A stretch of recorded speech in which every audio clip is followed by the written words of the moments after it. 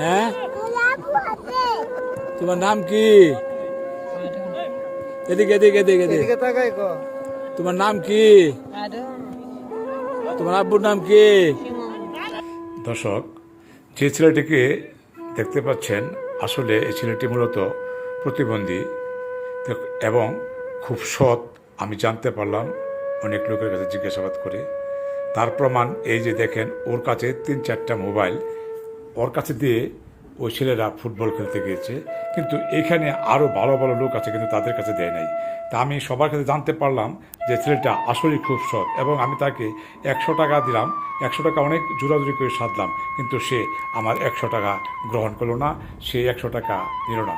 তারও জানতে পারলাম সে কারো একটা জিনিস না কয়ে খায় না, না বলে খায় না, এবং কারো জিনিস আত্মসাৎ করে না। দেখেন, আমি মোবাইল নিতে চাইলাম, সে কিভাবে মোবাইল রাখছে, অর্থাৎ সে আমানত কখনো খেয়ানত করবে না এমন ভাব দেখাচ্ছে।